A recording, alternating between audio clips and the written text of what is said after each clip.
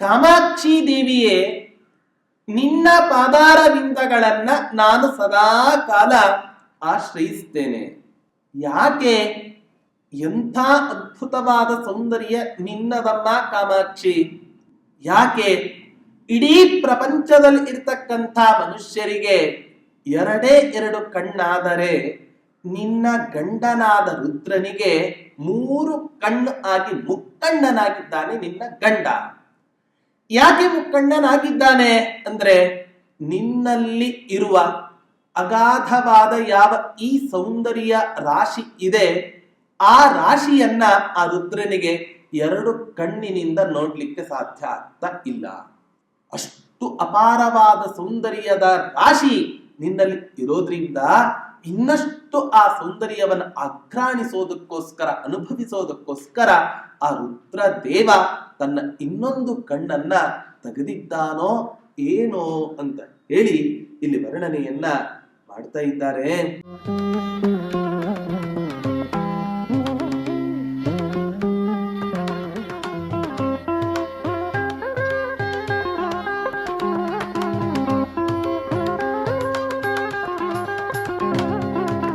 ಪೂಜ್ಯಾಯ ರಾಘವೇಂದ್ರಾಯ ಸತ್ಯಧರ್ಮರತಾಯ ಚ ಭಜತಾಂ ಕಲ್ಪವೃಕ್ಷಾಯ ನಮತಾಂ ಕಾಮಧೇನವೇ ದುರ್ವಾದಿಧ್ವಾಂತರವಯೇ ವೈಷ್ಣವೇಂದೀವರೇಂದವೇ ಶ್ರೀ ರಾಘವೇಂದ್ರ ಗುರವೇ ನಮೋ ಅತ್ಯಂತ ದಯಾಲವೇ. ಶ್ರೀ ಗುರುಭ್ಯೋ ನಮಃ. ಹರಿ ಓಂ. ಇನ್ನ ಶಿವಕಾಂಚಿ ಅಂತ, ಈ ಶಿವಕಾಂಚಿ ಕ್ಷೇತ್ರದಲ್ಲಿ ಶಿವನ ಸನ್ನಿಧಾನದಿಂದ ಕೂಡಿದೆ. ಇಲ್ಲಿ ಅನೇಕ ಶಿವನ ದೇವಾಲಯಗಳು ಆ ದೇವಸ್ಥಾನದ ಪ್ರಾಕಾರದ ಸುತ್ತ ಇದ್ದರೂ ಕೂಡ ಏಕಾಂಬರೇಶ್ವರ ದೇವಸ್ಥಾನ ಈ ಶಿವಕಾಂಚಿ ಕ್ಷೇತ್ರದಲ್ಲಿ ಅತ್ಯಂತ ಪ್ರಧಾನವಾದ ದೇವಸ್ಥಾನ. ಹಿಂದೆ ಒಂದು ಬಾರಿ ಪಾರ್ವತೀ ದೇವಿ ಸುಮ್ಮನೆ ಆಟ ಆಡ್ತಾ ಇದ್ಲಂತ. ಆಟಾಡ್ತಾ ಇರ್ಬೇಕಾದ್ರೆ ಎಲ್ಲ ಕಡೆ ಕಗ್ಗತ್ತಲೆಯನ್ನ ಮಾಡ್ತಾಳೆ. ಇಡೀ ಲೋಕದಲ್ಲಿ ಇರ್ತಕ್ಕಂಥ ಜನರನ್ನ ಎದುರಿಸ್ತಾಳೆ. ಆಗ ಪಾರ್ವತೀಶ ಮಹರುದ್ರ ದೇವ ಸಿಟ್ಟಾಗಿ ಆ ಪಾರ್ವತೀ ದೇವಿಗೆ ಶಾಪವನ್ನ ಕೊಡ್ತಾನೆ. ಹಾಗಾಗಿ ಆ ಪಾರ್ವತೀ ದೇವಿ ಈ ಕಾಂಚಿ ಕ್ಷೇತ್ರದಲ್ಲಿ ಬೆಳೆದ ಒಂದು ಮಾವಿನ ಮರದ ಕೆಳಗೆ ತಪಸ್ಸನ್ನ ಮಾಡ್ತಾ ಇದ್ಲು. ಅಷ್ಟೇ ಅಲ್ಲ, ಒಂದು ಶಿವಲಿಂಗವನ್ನ ಮರಳಿನಿಂದ ಮಾಡಿ ಆ ಮರಳಿನ ಲಿಂಗದಲ್ಲೇ ಆ ಶಿವನನ್ನ ಪೂಜೆ ಮಾಡ್ತಾ ಇದ್ದು. ಆಗ ಈಶ್ವರ ಪ್ರಸನ್ನನಾಗಿ ಮತ್ತೆ ಪುನಃ ಪಾರ್ವತೀ ದೇವಿಯನ್ನ ಸ್ವೀಕಾರ ಮಾಡ್ತಾನೆ. ಅಲ್ಲಿ ಇರತಕ್ಕಂತಹ ಯಾವ ಒಂದು ಲಿಂಗ ಇದೆ, ಆ ಲಿಂಗಕ್ಕೆ ಭೂತ್ವಲಿಂಗ ಅಂತ ಈ ರೀತಿಯಾಗಿ ಒಂದು ಪ್ರಸಿದ್ಧಿ ಇದೆ. ಅಂಥ ಆ ಶಿವಕಾಂಚಿ ಕ್ಷೇತ್ರದಲ್ಲಿ ನೆಲೆಸಿದ ಯಾವ ಪಾರ್ವತೀಶನಿದ್ದಾನೆ, ಆ ರುದ್ರದೇವ ಇದ್ದಾನೆ, ಅವನನ್ನ ಕುರಿತು ಸ್ತೋತ್ರವನ್ನ ಮಾಡಬೇಕಾದ್ರೆ ವಾದಿರಾಜ ತೀರ್ಥರು ಹೇಳ್ತಾರೆ, ಕಂತುರಮ್ಯ ಶರಾಕ್ರಾಂತ ಸ್ವಾಂತಂ ಮತ್ವೇವ ಪಾರ್ವತಿ ಆಮ್ರಮೂಲೆ ಸ್ಥಿತಂ ಶಂಭುಂ ಆಲಿಂಗ್ಯಾಸ್ತೆ ಶುಚಿಸ್ಮಿತಾ. ಹೇಗಿದ್ದಾಳೆ ಪಾರ್ವತೀ ದೇವಿ? ಸದಾ ಕಾಲ ತನ್ನ ಗಂಡನಾದ ಯಾವ ರುದ್ರದೇವ ಇದ್ದಾನೆ ಅವನ್ ಅತ್ಯಂತ ಸಂತೋಷವನ್ನು ಉಂಟು ಮಾಡ್ತಾ ಇರ್ತಾಳೆ, ಮಂದಹಾಸವನ್ನ ಉಂಟು ಮಾಡ್ತಾ ಇರ್ತಾಳೆ. ಅಂಥ ಆ ಪಾರ್ವತೀ ದೇವಿ ಆ ಶಿವಕಾಂಚಿ ಕ್ಷೇತ್ರದಲ್ಲಿ ಇರತಕ್ಕಂತಹ ಯಾವ ಶಿವನ ಲಿಂಗ ಇದೆ, ಅದು ಪಾರ್ವತಿಯ ಆಲಿಂಗನದಿಂದ ಸ್ವಲ್ಪ ಕೃಶವಾದಂತೆ ಇದೆ. ಅಲ್ಲಿಯೇ ಒಂದು ಮಾವಿನ ಮರವೂ ಕೂಡ ಇದೆ. ಹೇಳ್ತಾರೆ, ಆಮ್ರ ಮೂಲೆ ಸ್ಥಿತಂ ಶಂಭುಂ ಆಲಿಂಗ್ಯಾಸ್ತೆ ಶುಚಿಸ್ಮಿತ ಕಂತುರಮ್ಯ ಶರಾಕ್ರಾಂತ ಸ್ವಾಂತಂ ಮತ್ವೇವ ಪಾರ್ವತಿ. ಆದ್ದರಿಂದ ಆಲಿಂಗಿಸಿಕೊಂಡಿದ್ದಾಳೆ. ಹಾಗಾಗಿ ಆ ಈಶ್ವರ ಮನ್ಮಥನ ಒಂದು ಬಾಣಕ್ಕೆ ಹೆದರಿಕೊಂಡು ಆ ಮನ್ಮಥನ ಬಾಣದಿಂದ ಪೀಡಿತನಾದಂತಹ ಸಂದರ್ಭದಲ್ಲಿ ಆ ಬಾಣ ಪ್ರಹಾರದ ಒಂದು ಏನು ವ್ಯಥೆ ಇದೆ, ನೋವು ಇದೆ, ಆ ನೋವನ್ನ ಪರಿಹಾರ ಮಾಡೋದಕ್ಕೋಸ್ಕರವೋ ಏನೋ ಅನ್ನುವಂತೆ ಆ ಪಾರ್ವತೀ ದೇವಿ ಆ ಕಾಂಚಿ ಕ್ಷೇತ್ರದಲ್ಲಿ ಶಿವನನ್ನ ಆಲಿಂಗಿಸಿಕೊಂಡಿದ್ದಾಳೆ ಅಂತ ಈ ರೀತಿಯಾಗಿ ಸ್ತೋತ್ರವನ್ನ ಮಾಡ್ತಾರೆ ಆ ಶಿವಕಾಂಚಿ ಕ್ಷೇತ್ರದಲ್ಲಿ ನೆಲೆಸಿರತಕ್ಕಂತಹ ರುದ್ರದೇವರನ್ನ ಕುರಿತು. ಇನ್ನ ಅದೇ ಕಂಚಿ ಕ್ಷೇತ್ರದಲ್ಲಿ ಕಾಮಾಕ್ಷಿಯ ಸನ್ನಿಧಾನವೂ ಕೂಡ ಇದೆ. ಆ ಕಾಮಾಕ್ಷಿ ದೇವಿಯನ್ನ ಸ್ತೋತ್ರ ಮಾಡಬೇಕಾದ್ರೆ ಹೇಳ್ತಾರೆ, ಪ್ರಪದ್ಯೆ ತವ ಕಾಮಾಕ್ಷಿ ಚರಣೌ ಶರಣಂ ಮಮ ಯತ್ ಸೌಂದರ್ಯಾಂ ಬುದ್ಧಿಂ ದ್ರಷ್ಟುಂ ತ್ರಿನೇತ್ರೋ ಭೂತ್ ಮಹೇಶ್ವರ. ಕಾಮಾಕ್ಷಿ ದೇವಿಯೇ, ನಿನ್ನ ಪಾದಾರವಿಂದಗಳನ್ನ ನಾನು ಸದಾ ಕಾಲ ಆಶ್ರಯಿಸ್ತೇನೆ. ಯಾಕೆ? ಎಂಥ ಅದ್ಭುತವಾದ ಸೌಂದರ್ಯ ನಿನ್ನದಮ್ಮ ಕಾಮಾಕ್ಷಿ. ಯಾಕೆ? ಇಡೀ ಪ್ರಪಂಚದಲ್ಲಿ ಇರ್ತಕ್ಕಂಥ ಮನುಷ್ಯರಿಗೆ ಎರಡೇ ಎರಡು ಕಣ್ಣಾದರೆ ನಿನ್ನ ಗಂಡನಾದ ರುದ್ರನಿಗೆ 3 ಕಣ್ಣು ಆಗಿ ಮುಕ್ಕಣ್ಣನಾಗಿದ್ದಾನೆ ನಿನ್ನ ಗಂಡ. ಯಾಕೆ ಮುಕ್ಕಣ್ಣನಾಗಿದ್ದಾನೆ ಅಂದ್ರೆ, ನಿನ್ನಲ್ಲಿ ಇರುವ ಅಗಾಧವಾದ ಯಾವ ಈ ಸೌಂದರ್ಯ ರಾಶಿ ಇದೆ, ಆ ರಾಶಿಯನ್ನ ಆ ರುದ್ರನಿಗೆ 2 ಕಣ್ಣಿನಿಂದ ನೋಡ್ಲಿಕ್ಕೆ ಸಾಧ್ಯ ಆಗ್ತಾ ಇಲ್ಲ. ಅಷ್ಟು ಅಪಾರವಾದ ಸೌಂದರ್ಯದ ರಾಶಿ ನಿನ್ನಲ್ಲಿ ಇರೋದ್ರಿಂದ ಇನ್ನಷ್ಟು ಆ ಸೌಂದರ್ಯವನ್ನು ಆಘ್ರಾಣಿಸೋದಕ್ಕೋಸ್ಕರ, ಅನುಭವಿಸೋದಕ್ಕೋಸ್ಕರ ಆ ರುದ್ರ ದೇವ ತನ್ನ ಇನ್ನೊಂದು ಕಣ್ಣನ್ನ ತೆಗೆದಿದ್ದಾನೋ ಏನೋ ಅಂತ ಹೇಳಿ ಇಲ್ಲಿ ವರ್ಣನೆಯನ್ನ ಮಾಡ್ತಾ ಇದ್ದಾರೆ. ಹೀಗೆ ಕಂಚಿ ಕ್ಷೇತ್ರದಲ್ಲಿ ವರದರಾಜನ ಸನ್ನಿಧಾನ, ಶಿವನ ಸನ್ನಿಧಾನ, ಪಾರ್ವತೀ ದೇವಿಯ ಸನ್ನಿಧಾನದಿಂದ ಅತ್ಯಂತ ಪವಿತ್ರವಾದ ಮೋಕ್ಷದಾಯಕ ಕ್ಷೇತ್ರಗಳಲ್ಲಿ ಒಂದು ಈ ಕಂಚಿ ಕ್ಷೇತ್ರವಾಗಿದೆ. ಅಂಥ ಕಂಚಿ ಕ್ಷೇತ್ರಕ್ಕೆ ಪ್ರಯಾಣವನ್ನ ಬೆಳೆಸಿ ಅಲ್ಲಿ ಸನ್ನಿಹಿತನಾದ ಪರಮಾತ್ಮನ ದರ್ಶನವನ್ನ ಪಡೆದು ಅವನ ಅನುಗ್ರಹವನ್ನ ಪ್ರಾರ್ಥನೆ ಮಾಡ್ತಾರೆ ಅಂತ ಈ ರೀತಿಯಾಗಿ ಹೇಳ್ತಾ ಇದ್ದಾರೆ. ಹೀಗೆ ಆ ಕಂಚಿ ಕ್ಷೇತ್ರದ ಯಾತ್ರೆಯನ್ನ ಮಾಡಿದ ಮೇಲೆ ಅಲ್ಲಿಂದ ರಾಘವೇಂದ್ರ ತೀರ್ಥರು ಮತ್ತೆ ಎಲ್ಲಿ ಸಂಚಾರವನ್ನ ಆರಂಭ ಮಾಡ್ತಾರೆ ಅಂತ ಕೇಳಿದ್ರೆ ಕವಿಗಳ ನಿರೂಪಣೆಯನ್ನ ಮಾಡ್ತಾ ಇದ್ದಾರೆ.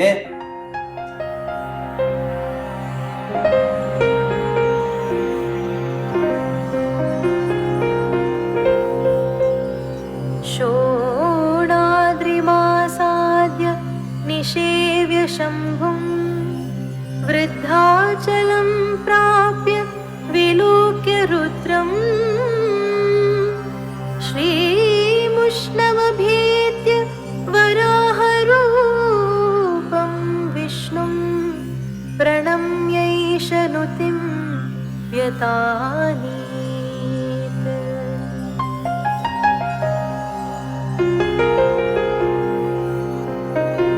ರಾಘವೇಂದ್ರ ತೀರ್ಥರು ಅರುಣಾಚಲ, ವೃದ್ಧಾಚಲ, ಶ್ರೀಮುಷ್ಣ ಕ್ಷೇತ್ರಗಳ ಯಾತ್ರೆಯನ್ನ ಅವರು ಕೈಗೊಳ್ಳುತ್ತಾರೆ. ಈ ದಕ್ಷಿಣ ಭಾರತದಲ್ಲಿ ಪಂಚತತ್ವ ಲಿಂಗಗಳಲ್ಲಿ ಒಂದು ಲಿಂಗ ಈ ಅಗ್ನಿಲಿಂಗ. ಆ ಅಗ್ನಿಲಿಂಗ ಇರತಕ್ಕಂತಹದ್ದು ಎಲ್ಲಿ? ಅರುಣಾಚಲ ಕ್ಷೇತ್ರದಲ್ಲಿ ಇದೆ. ಇವತ್ತಿನ ದಿನ ಆ ಅರುಣಾಚಲ ಕ್ಷೇತ್ರವನ್ನೇ ತಿರುವಣ್ಣಾಮಲೈ ಅನ್ನೋ ಹೆಸರಿನಿಂದ ಆ ಊರು ಪ್ರಸಿದ್ಧವಾಗಿದೆ. ಹಿಂದೆ ಈ ಪರ್ವತ ಪರಮ ಪವಿತ್ರವಾದ ಪರ್ವತ ನಂದಿ ಭೂಮಿಯಲ್ಲಿ ಕೈಲಾಸದ 3 ಶಿಖರಗಳನ್ನ ತಂದು ಇಡ್ತಾನಂತೆ ನಂದಿ. ಆಗ ಅದರ ಒಂದು ಭಾಗ ಈ ಪರ್ವತವಾಗಿದೆ. ಅಷ್ಟೇ ಅಲ್ಲ, ಈ ಪರ್ವತದ ಸುತ್ತಮುತ್ತವೂ ಕೂಡ ಪ್ರದಕ್ಷಿಣೆ ಮಾಡ್ತಾರೆ ಅನೇಕ ಜನರು. ಕಾರ್ತಿಕ ಮಾಸದ ಹುಣ್ಣಿಮೆ ತಿಥಿಯಂದು ಅಲ್ಲೊಂದು ಕಲ್ಲಿನ ಮೇಲೆ ಮಣಭಾರದಷ್ಟು ಕರ್ಪೂರವನ್ನು ಇಡ್ತಾರೆ. ಕರ್ಪೂರವನ್ನು ಇಟ್ಟು ಆ ಕರ್ಪೂರವನ್ನು ಹೊತ್ತಿಸಿ ಆ ಬೆಳಕನ್ನ ನೋಡಿದರೆ ಅದೊಂದು ನಮ್ಮ ದೊಡ್ಡ ಸುದೈವ ಅಂತ ಅವರು ತಿಳ್ಕೋತಾರೆ. ಹಾಗಾಗಿ ಆ ಮಣಭಾರದಷ್ಟು ಕರ್ಪೂರವನ್ನ ಹೊತ್ತಿಸಿ ಆಗ ಏಳುವಂತಹ ಯಾವ ಒಂದು ಅಗ್ನಿಜ್ವಾಲ ಇದೆ, ಅದೇ ಅಗ್ನಿ ತತ್ವ ಲಿಂಗ ಅಂತ ಅಂತ ಈ ರೀತಿಯಾಗಿ ಹೇಳ್ತಾರೆ. ಹಾಗಾಗಿ ಅಲ್ಲಿಯೇ ಅರುಣಾಚಲನ ಸನ್ನಿಧಾನ ಇದೆ, ಅರುಣಾಚಲೇಶ್ವರನ ಸನ್ನಿಧಾನ ಇದೆ. ಅಂಥ ಅರುಣಾಚಲೇಶ್ವರನ ದರ್ಶನವನ್ನ ಮಾಡ್ತಾ ವಾದಿರಾಜ ತೀರ್ಥರು ಸ್ತೋತ್ರವನ್ನ ಮಾಡ್ತಾರೆ ಆ ರುದ್ರನ ಮೇಲೆ. ಫಣಿಗಣವರ ಭೂಷಃ ಪಾರ್ವತೀ ಶ್ಲಾಘ್ಯವೇಷಃ ಖಲಜನ ಕೃತರೋಷಃ ಖಂಡಿತಾತ್ಮೀಯ ದೋಷಃ ಸದರುಣಗಿರಿವಾಸಃ ಶಕ್ರ ಸೂರ್ಯಾದ್ಯಧೀಶಃ ಪರಿಕೃತ ಭವಪಾಶಃ ಪಾತು ಮಾಂ ಪಾರ್ವತೀಶಃ. ಫಣಿಗಣವರ ಭೂಷಃ, ರುದ್ರದೇವರಿಗೆ ಆಭರಣ ಅಂತ ಆಲೋಚನೆ ಮಾಡಿದರೆ ಸರ್ಪಗಳ ಸಮೂಹವೇ ಆ ರುದ್ರದೇವರಿಗೆ ಒಂದು ಅಲಂಕಾರ ಇದ್ದಂತೆ. ಅಂಥ ಸರ್ಪಗಳನ್ನ ತನ್ನ ಕಂಠದಲ್ಲಿ ಧರಿಸಿ ಶೋಭಾಯಮಾನವಾಗಿ ಆ ರುದ್ರದೇವರು ಕಾಣಿಸ್ತಾ ಇದ್ದಾರೆ. ಅಷ್ಟೇ ಅಲ್ಲ, ಯಾವತ್ತೂ ಕೂಡ ಗಂಡ ಧರಿಸಿದ ವೇಷವನ್ನ ಇತರೆ ಜನರು ಹೊಗಳೋದಕ್ಕಿಂತಲೂ ಕೂಡ ತನ್ನ ಮಡದಿ ಹೊಗಳಬೇಕು ಅಂತ ಪ್ರತಿಯೊಬ್ಬ ಪುರುಷನಿಗೂ ಕೂಡ ಇರುತ್ತೆ. ಅದರಂತೆ ಈ ವೇಷವನ್ನ ನೋಡಿ ಪಾರ್ವತೀ ದೇವಿ ಪಾರ್ವತೀ ಶ್ಲಾಘ್ಯ ವೇಷಃ, ಪಾರ್ವತೀ ದೇವಿ ಕೊಂಡಾಡ್ತಾಳಂತೆ ಇಂಥ ವೇಷವನ್ನ ಧರಿಸಿದಂತ ಆ ಶಿವನನ್ನ ನೋಡಿ. ಖಲಜನ ಕೃತ ರೋಷಃ, ಯಾರು ಈ ಪ್ರಪಂಚದಲ್ಲಿ ಅತ್ಯಂತ ದುಷ್ಟರು ಅಂತ ಇದ್ದಾರೋ ಆ ಎಲ್ಲ ದುಷ್ಟರಿಗೂ ಕೂಡ ಮರ್ದನವನ್ನ ಮಾಡ್ತಾನಂತೆ ಈ ರುದ್ರ ದೇವರು. ಶಕ್ರ ಸೂರ್ಯಾದ್ಯಧೀಶಃ, ಶಕ್ರ, ಇಂದ್ರ, ಸೂರ್ಯ, ಚಂದ್ರ ಇವರೇ ಮೊದಲಾದಂತಹ ದೇವಾನುದೇವತೆಗಳಿಗೆ ಆ ರುದ್ರದೇವ ಇವತ್ತಿನ ದಿನ ಸ್ವಾಮಿಯಾಗಿದ್ದಾನೆ. ಅಂಥ ಸ್ವಾಮಿಯಾಗಿರ್ತಕ್ಕಂತಹ ರುದ್ರ ಪರಿಕೃತ ಭವ ಪಾಶಃ, ನನ್ನ ಈ ಸಂಸಾರ ಸಮುದ್ರವನ್ನ ಪರಿಹಾರ ಮಾಡ್ತಾ ಈ ಬಂಧನವನ್ನ ಬಿಡಿಸುವಂಥವನಾಗಿ ಉತ್ತಮವಾದ ಪರ್ವತದಲ್ಲಿ ವಾಸವನ್ನ ಮಾಡಿಕೊಂಡಿದ್ದಾನೆ. ಅರುಣಾಚಲ ಎಂಬ ಪರ್ವತದಲ್ಲಿ ವಾಸ ಮಾಡಿಕೊಂಡಿರ್ತಕ್ಕಂತಹ ಯಾವ ಪಾರ್ವತೀಶನಿದ್ದಾನೆ, ಪಾರ್ವತೀ ದೇವಿಯ ಗಂಡನಾದ ಮಹರುದ್ರ ದೇವನಿದ್ದಾನೆ, ಅವನು ಮಾಂ ಪಾತು, ನನ್ನನ್ನ ರಕ್ಷಣೆ ಮಾಡಲಿ ಅಂತ ಅಧಿರಾಜ ತೀರ್ಥರು ಸ್ತೋತ್ರವನ್ನ ಮಾಡ್ತಾರೆ ಆ ಅರುಣಾಚಲ ಕ್ಷೇತ್ರದ ಬಗ್ಗೆ. ಅಲ್ಲಿಂದ ಅರುಣಾಚಲ ಕ್ಷೇತ್ರದಿಂದ ರಾಘವೇಂದ್ರ ತೀರ್ಥರು ಮುಂದೆ ವೃದ್ಧಾಚಲ ಅನ್ನೋ ಕ್ಷೇತ್ರಕ್ಕೆ ಪ್ರಯಾಣವನ್ನ ಬೆಳೆಸ್ತಾರೆ. ಈ ವೃದ್ಧಾಚಲ ಕ್ಷೇತ್ರದ ಮಹಿಮೆ ಏನು ಅಂತ ಹೇಳಿದರೆ, ಈ ವೃದ್ಧಾಚಲ ಕ್ಷೇತ್ರದಲ್ಲಿ ಶಿವನ ಒಂದು ದೇವಾಲಯ ಇದೆ. ಇಲ್ಲಿ ಹಿಂದೆ ವಿಭೀಷಿತ ಅನ್ನೋ ಹೆಸರಿನ ಒಬ್ಬ ಮಹರ್ಷಿ ರುದ್ರನನ್ನ ಕುರಿತು ತಪಸ್ಸನ್ನ ಮಾಡ್ತಾನೆ. ಅವನ ತಪಸ್ಸಿಗೆ ಮೆಚ್ಚಿ ಆ ಈಶ್ವರ ಪ್ರತ್ಯಕ್ಷನಾಗಿ ಅವನಿಗೆ ವರಪ್ರದಾನವನ್ನ ಮಾಡಿದಂತಹ ಕ್ಷೇತ್ರವೇ ಆ ವೃದ್ಧಾಚಲ ಕ್ಷೇತ್ರ ಅಂತ ಈ ರೀತಿಯಾಗಿ ಹೇಳ್ತಾರೆ. ಅಧಿರಾಜ ತೀರ್ಥರು ಸ್ತೋತ್ರವನ್ನ ಮಾಡ್ತಾರೆ ವೃದ್ಧಾಚಲೇಶ್ವರನನ್ನ ಕುರಿತು. ವೃದ್ಧಾಚಲ ಕೃತಾವಾಸ ಸದ್ಯೋಜಾತ ಸ್ತ್ರೀಲೋಚನಃ ಅದ್ಯೈವ ಜ್ಞಾನನಯನಂ ವರ್ಧಯತ್ವಚಲಂ ಮಯಿ. ವೃದ್ಧಾಚಲ ಕೃತಾವಾಸಃ ಸದ್ಯೋಜಾತ ಸ್ತ್ರೀಲೋಚನಃ, ಮೂರು ಕಣ್ಣಿನಿಂದ ಕೂಡಿದ ಯಾವ ಶಿವನಿದ್ದಾನೆ ಆ ಶಿವ ಇವತ್ತಿನ ದಿನವೇ ನನ್ನಲ್ಲಿ ಸ್ಥಿರವಾದ ಜ್ಞಾನ ಸಂಪತ್ತನ್ನು ಕೊಟ್ಟು ನನಗೆ ಅನುಗ್ರಹ ಮಾಡಲಿ. ಹೇಗಿದ್ದಾನೆ ಆ ರುದ್ರ? ಸದ್ಯೋಜಾತಃ, ರುದ್ರದೇವರಿಗೆ ಸದ್ಯೋಜಾತ ಅಂತ ಹೆಸರು. ಯಾಕೆ? ಭಾಗವತದಲ್ಲಿ 2ನೇ ಸ್ಕಂಧದಲ್ಲಿ ಸೃಷ್ಟಿ ಪ್ರಕ್ರಿಯೆಯನ್ನು ನಿರೂಪಣೆ ಮಾಡಬೇಕಾದ್ರೆ ಒಂದು ಕಥೆ ಬರುತ್ತೆ. ಚತುರ್ಮುಖ ಬ್ರಹ್ಮದೇವರು ತಮ್ಮ ಮಾನಸ ಪುತ್ರರಾದ ಸನಕಾದಿಗಳನ್ನ ಸೃಷ್ಟಿ ಮಾಡ್ತಾರೆ. ಸೃಷ್ಟಿಯನ್ನ ಮಾಡಿ ತಮ್ಮ ಮಕ್ಕಳಿಗೆ ಹೇಳ್ತಾರೆ, ಮದುವೆ ಮಾಡಿಕೊಂಡು ಮಕ್ಕಳನ್ನು ಪಡ್ಕೊಂಡು ಇಲ್ಲಿ ಸಂತಾನವನ್ನ ಬೆಳೆಸಿ. ಅವರು ಹೇಳ್ತಾರೆ, ಮದುವೆ ಮಾಡಿಕೊಂಡ್ರೆ ಅದು ಸಂಸಾರಕ್ಕೆ ಬಂಧಕ ಆಗತ್ತೆ, ಸಂಸಾರಕ್ಕೆ ನಾಶಕ ಅದು ಆಗೋದಿಲ್ಲ.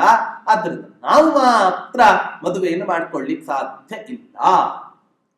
ಹೀಗೆ ಖಡಾಖಂಡಿತವಾಗಿ ಮದುವೆಗೆ ನಿರಾಕರಣೆ ಮಾಡಿದಂತಹ ಸಂದರ್ಭದಲ್ಲಿ ಆಗ ಬ್ರಹ್ಮದೇವರಿಗೆ ಸ್ವಲ್ಪ ಸಿಟ್ಟು ಬರುತ್ತೆ. ಆಗ ಸಿಟ್ಟು ಬಂದಂತೆ ನಟನೆ ಮಾಡ್ತಾರೆ. ಆಗ ನಟನೆ ಮಾಡಿದಾಗಲೇ ಹುಟ್ಟಿದಂತಹ ಮಹಾನುಭಾವ ಈ ರುದ್ರದೇವ. ಅದಕ್ಕೋಸ್ಕರವೇ ಸದ್ಯೋಜಾಯತ ತನ್ಮನ್ಯೋ, ಸದ್ಯೋಜಾತ ಅಂತ ಅವನಿಗೆ ಹೆಸರಾಗಿದೆ. ಅಂಥ ಪರಮಾತ್ಮ ಈ ವೃದ್ಧಾಚಲ ಕ್ಷೇತ್ರದಲ್ಲಿ ನೆಲೆಸಿದ್ದಾನೆ. ಇಂಥ ಈ ಪರಮಾತ್ಮ ನಮ್ಮಲ್ಲಿ ಒಂದು ಅಚಲವಾಗಿರತಕ್ಕಂತಹ ಒಂದು ಜ್ಞಾನ ದೃಷ್ಟಿಯನ್ನು ಕೊಟ್ಟು ನಮ್ಮನ್ನು ರಕ್ಷಣೆ ಮಾಡಲಿ ಅಂತ ಪ್ರಾರ್ಥನೆಯನ್ನು ಮಾಡ್ತಾ ಇದ್ದಾರೆ. ಹೀಗೆ ಆ ರಾಘವೇಂದ್ರ ತೀರ್ಥರು ಅರುಣಾಚಲ ಕ್ಷೇತ್ರ ಹಾಗೆ ವೃದ್ಧಾಚಲ ಕ್ಷೇತ್ರ ಅನೇಕ ಕ್ಷೇತ್ರಗಳಿಗೆ ಯಾತ್ರೆಯನ್ನ ಮಾಡಿದವರಾಗಿ ಮುಂದೆ ಶ್ರೀಮುಷ್ಣ ಕ್ಷೇತ್ರಗಳ ಯಾತ್ರೆಯನ್ನ ಮಾಡ್ತಾರೆ. ಶ್ರೀಮುಷ್ಣಂ ಅಭ್ಯೇತ್ಯ ವರಾಹ ರೂಪಂ ವಿಷ್ಣುಂ ಪ್ರಣಮ್ಯ ನುತಿಂ ವ್ಯತಾನಿ. ಅಲ್ಲಿಂದ ಶ್ರೀಮುಷ್ಣ ಕ್ಷೇತ್ರಕ್ಕೆ ಪ್ರಯಾಣವನ್ನು ಬೆಳೆಸ್ತಾರೆ. ಈ ಶ್ರೀಮುಷ್ಣ ಅನ್ನೋ ಕ್ಷೇತ್ರ ಇವತ್ತಿನ ದಿನ ಚಿದಂಬರಂ ಅಂತ ತಮಿಳುನಾಡು ಪ್ರಾಂತ್ಯದಲ್ಲಿ ಯಾವ ಒಂದು ಊರನ್ನ ಕೇಳ್ತೇವೋ ಅಲ್ಲಿಂದ ಸುಮಾರು 25 ಕಿಲೋಮೀಟರ್ ದೂರ ಇರತಕ್ಕಂತಹ ಒಂದು ಕ್ಷೇತ್ರವೇ ಈ ಶ್ರೀಮುಷ್ಣ ಕ್ಷೇತ್ರ.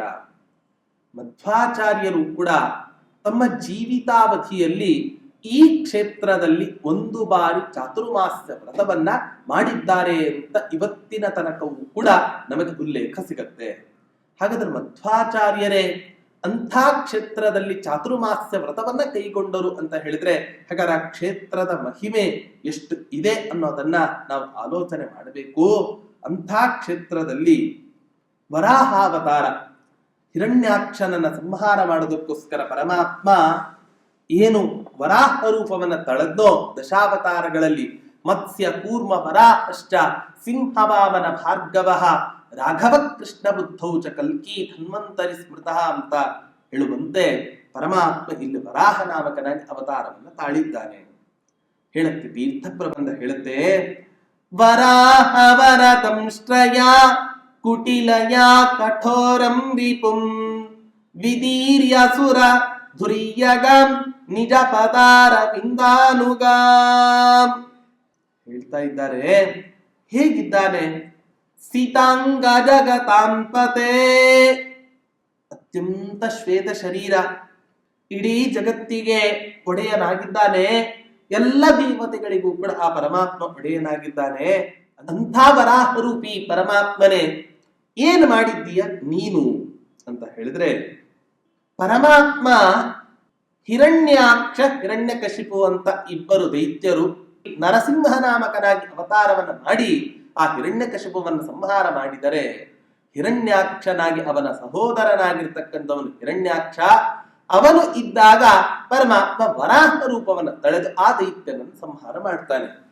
ಮುಖ್ಯವಾಗಿ ಹಿರಣ್ಯಕಶಿಪುವಿಗೆ ಪರಮಾತ್ಮನಲ್ಲಿ ಯಾಕೆ ಅಷ್ಟು ದ್ವೇಷ ಅಂದ್ರೆ, ತನ್ನ ಸಹೋದರನಾದ ಹಿರಣ್ಯಾಕ್ಷನನ್ನ ಕೊಂದಿರುವ ಕಾರಣದಿಂದಲೇ ಆ ಹಿರಣ್ಯಕಶಿಪುವಿಗೆ ವಿಷ್ಣುವಿನ ಮೇಲೆ ಅಪಾರವಾಗಿರ್ತಕ್ಕಂತಹ ಒಂದು ದ್ವೇಷ. ಹಾಗಾಗಿ ಅಂಥ ಪರಮಾತ್ಮನನ್ನ ಕುರಿತು ಸ್ತೋತ್ರವನ್ನ ಮಾಡ್ತಾ ಇದ್ದಾರೆ. ಹೇಗಿದ್ದೀಯ ಪರಮಾತ್ಮ, ಕೋರೆ ದಾಡಿಯ ಹಲ್ಲಿನಿಂದ ಕೂಡಿದ್ದೀಯ, ದೈತ್ಯರಿಗೆ ಕ್ರೂರ ರೂಪನಾಗಿ ನೀನು ಕಾಣಿಸ್ತೀಯ.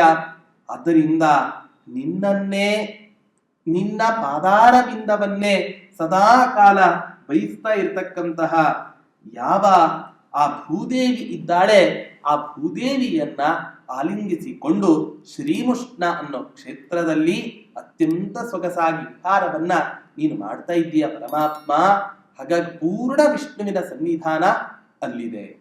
ನರಹರಿ ತೀರ್ಥರು ಸಂಚಾರದ ನಿಮಿತ್ತ ಅಲ್ಲಿ ಪ್ರಯಾಣವನ್ನ ಮಾಡ್ತಾರೆ ಅನ್ನೋದನ್ನ ಅವರ ಇತಿಹಾಸದಲ್ಲಿ ನಾವು ಕಾಣ್ತೇವೆ. ಹಾಗಾಗಿ ಅಂಥ ಒಂದು ಸ್ವಯಂ ವ್ಯಕ್ತ ಕ್ಷೇತ್ರಗಳಲ್ಲಿ ಒಂದಾಗಿರತಕ್ಕಂತಹ ಕ್ಷೇತ್ರ ಆ ಶ್ರೀಮುಷ್ಣ ಕ್ಷೇತ್ರ. ಅಂಥ ಶ್ರೀಮುಷ್ಣ ಕ್ಷೇತ್ರದಲ್ಲಿ ನೆಲೆಸಿದ ಯಾವ ವರಾಹ ರೂಪಿ ಪರಮಾತ್ಮನಿದ್ದಾನೆ, ಆ ಪರಮಾತ್ಮನ ಅತ್ಯಂತ ಭಕ್ತಿಯಿಂದ ನಮಸ್ಕರಿಸಿ ನುತಿಂ ವ್ಯತಾಮಿ ಸ್ತೋತ್ರವನ್ನ ಮಾಡಲಿಕ್ಕೆ ಆರಂಭ ಮಾಡಿದ್ದಾರಂತೆ ಆ ವರಾಹರೂಪಿ ಪರಮಾತ್ಮನನ್ನ ಕುರಿತು.